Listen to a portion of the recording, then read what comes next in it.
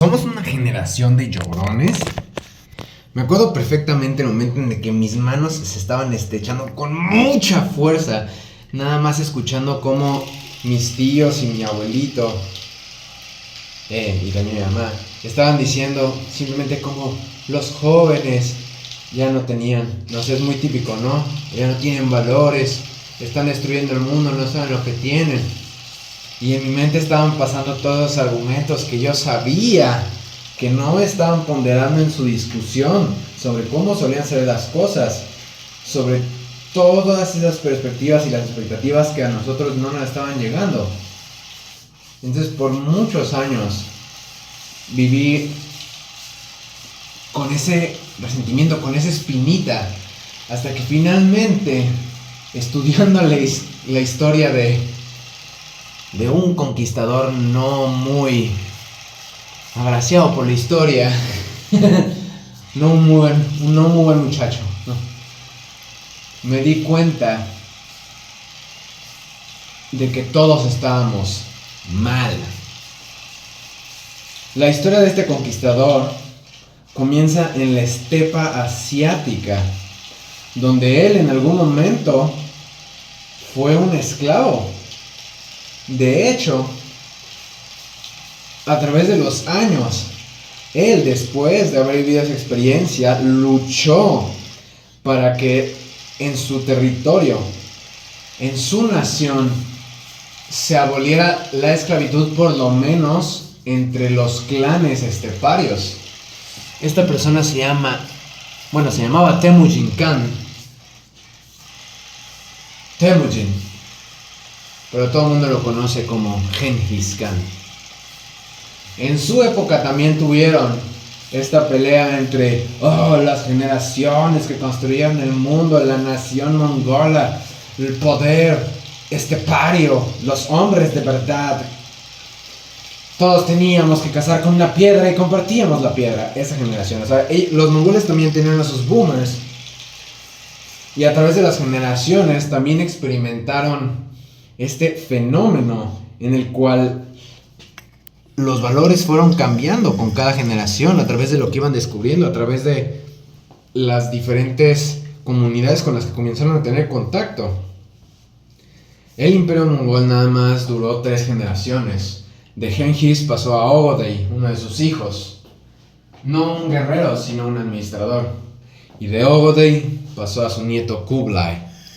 Kublai peleó con su hermano y tuvo que matar a su hermano para mantener su control.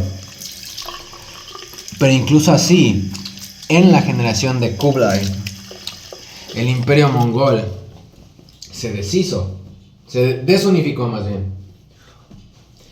Y hubo múltiples kanatos, como el kanato de Chagatai, la Horda Dorada, en lo que ahora es mucho de Rusia. De hecho, por eso es por lo que la corona rusa dice que en parte heredan su derecho a gobernar la estepa y Siberia de los mongoles.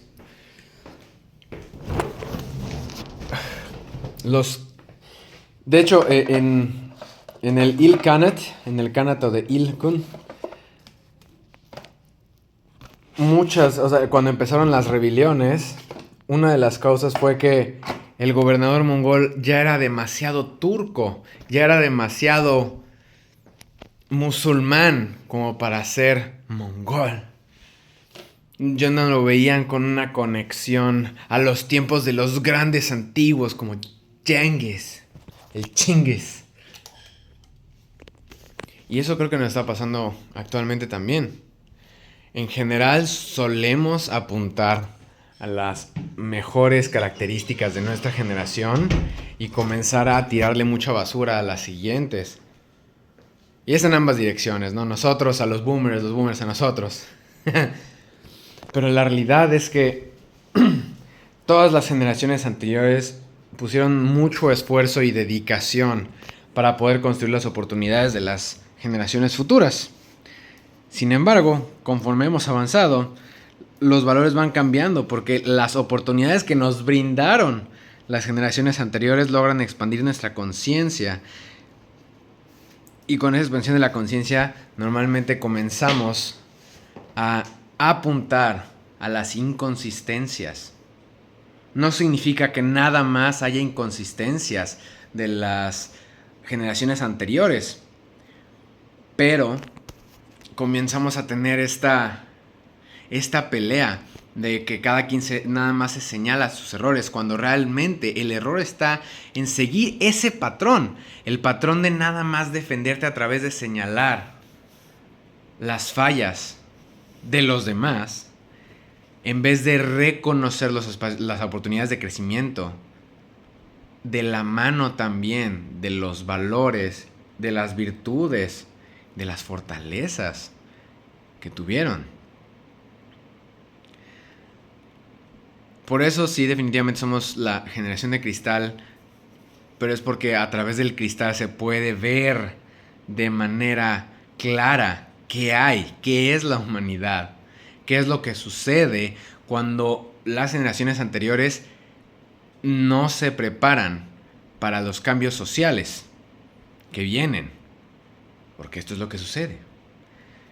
Y también cuando no tienes una conexión con las razones íntimas, con las razones profundas para seguir un orden, para seguir las reglas, para comprender cómo funciona el sistema económico, para saber cómo cambiarlo, para saber que no es que las cosas malas hayan iniciado ahorita, sino que hemos estado combatiendo retos para ir mejorando nuestra calidad de vida, y la única manera de seguir empujando es que más y más personas continúen señalando las cosas que se pueden mejorar y luego dedicando parte de su vida a estudiar y a generar soluciones para que ya no existan.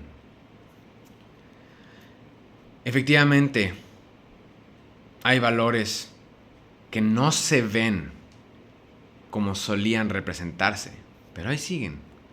El amor en familia, la unidad, la colaboración, el valor de las interacciones. Los retos de la actualidad es que el oráculo, el acceso al internet, a toda la información, llegó mucho antes de que la humanidad en general supiera cuál es la responsabilidad de tener acceso a la información eterna, a un mecanismo que básicamente te puede brindar información infinita para darte la razón sobre cualquier aspecto. Si tú piensas que el mundo se está yendo a la mierda y comienzas a preguntarle al oráculo, al internet, ¿qué tanto te puede dar noticias de manera infinita? No es que sea infinita, pero son suficientes como para que nunca las alcances a leer todas y que muy posiblemente tú ya estés atascado en pensar que no hay escapatoria antes de que siquiera se te ocurra preguntarle por qué no nos estamos yendo a la basura. Porque es la cuestión. Cuando hay dos eternidades, puede que haya una eternidad más grande que la otra. Digámoslo de esta manera. Entonces, digamos que hay 100 millones de noticias de cosas buenas, de avances, de arte, de cosas hermosas. Y 2 millones, que son noticias malas sobre la decadencia, sobre la oscuridad de la humanidad. Tú como personita puedes decir, ok, quiero generarme una idea de qué es la humanidad, voy a comenzar con las cosas malas y una vez que termine con todo lo que yo pueda leer de lo malo, voy a comenzar con lo bueno. Son 2 millones de noticias en obviamente son más en la realidad, ¿no? Pero en comparación a 100 millones es muy, muy, muy pequeño. Pero la cuestión es que si enfocaste toda tu atención y tu tiempo a nada más ver esas noticias malas, llega un momento en el que generalizas. O sea, el cerebro para eso está hecho. O sea, es una reacción natural. Generalizas. Y a partir de ese momento, todo lo que proyectas a futuro toma esa idea como si fuera una realidad absoluta. No hay noticias buenas. La humanidad es una basura. Somos unos animales desquiciados. Nos vamos a matar. Y de hecho también pasa lo mismo si te enfocas nada más en las 100 millones buenas noticias. Es, todo el mundo es hermoso, nadie miente, ¿no? Todo aquello que sea menos que ideal ya no es humano. Y por lo tanto, tengo el derecho a tratarlos como si no fueran humanos. Qué chistoso, ¿no? O sea, que cuando a una persona la sobreprotegen y no le dejan ver la relación entre lo bueno y lo malo, que hay las dos. Lo importante es saber que lo bueno es muchísimo, lo malo es poquito, pero existen las dos. Cuando le cortas a una persona la percepción de lo malo y lo bueno es lo único que es natural, lo único que es humano, ese tipo de personas son las que se vuelven increíblemente crueles al momento de castigar aquello que va más allá de lo que es humano, según ese tipo de educación de sobreprotección. La sobreprotección muchas veces lleva al radicalismo, porque si creciste con esta noción de que lo único que era aceptable era ser un ser ideal y que eso era ser humano, entonces todo lo que esté debajo de esa línea, lógicamente entonces no es un humano. Entonces, ¿qué se merece? ¿Cómo se merece que lo trate? ¿Qué tengo derecho de hacerle si no es un humano? Creo que estas son cosas que se han preguntado en muchas generaciones y por eso es por lo que es importante pensarlo.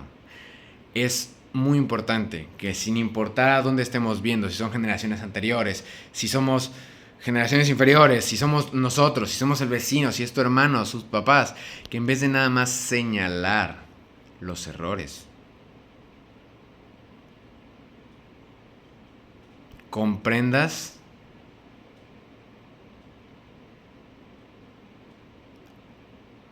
que todo viene de que esa es la mejor solución a la que pueden llegar con la información que sí tienen. Y toda la información que no tienen, llega a un punto en el que ni siquiera su cerebro comprende que existe y que no existe. Exactamente como me lo enseñó Gengis y toda su descendencia. La clave está en romper el ciclo. El que cada vez que vayamos a dar una crítica, que sea una crítica enfocada en señalar hechos y luego ideas, reconociendo que viene desde lo que nosotros sabemos y de lo que nosotros hemos vivido. Reconociendo que la otra persona, si no ha vivido lo mismo y si no ha estado estudiando lo mismo, puede haber llegado a conclusiones totalmente diferentes, pero con la misma cantidad de certeza sobre su realidad, sobre el que es su verdad. Aquella que está sustentada por las historias de su vida y de sus familiares y de su entorno. Y lo que haces es mencionar un hecho, mencionar qué te ha ayudado a ti o qué has visto que funciona en tu contexto, junto con la dirección a la que lleva o a la dirección a la que quieres ir. Porque es la cuestión, o sea, también si la otra persona no quiere en esa misma dirección, no quiere tener ese mismo grado de aceptación, de paz, de armonía, no importa qué tan buenos sean tus argumentos, no es algo en lo que esta persona ve valor. Ahora la cuestión es, hay valores universales que todo el mundo quiere, como tener una vida próspera con su familia, con que la gente buena pueda tener gente que no desea mal, gente que sigue las reglas, gente que cuestiona constantemente para que podamos tener una vida cada vez mejor, que ese tipo de personas puedan tener un buen espacio, que tengan maneras de defenderse de los abusos, que tengan una manera de poder proteger a su familia y de seguir adelante, creando más belleza, más arte. Eso es de hecho lo que está buscando la mayoría de la humanidad. El cómo percibimos que se debe de ver es lo que muchas veces cambia. Pero ahí es en donde entra el ejercicio de la empatía y en donde podemos encontrar una gran oportunidad de seguirnos uniendo cada vez más. Porque lo que estamos viendo el día de hoy es la mayor unidad que ha existido. Y lo que podemos hacer es o aportar a ella o dejarla de lado y dejar que se caiga. Yo creo que vale la pena seguir aprendiendo y crear más soluciones para que lleguemos a lugares cada vez más altos, cada vez mejores, para todas las generaciones que nos siguen. Y para dónde está también. Entonces, si este mensaje les ha dejado algo muy muy bonito, les mando un abracito con mano. Recuerden que aquí estamos para seguir empujando la realidad seguimos avanzando con nuestros proyectos sin rendirnos y vamos con todo. Les deseo lo mejor. Nos vemos en el siguiente video.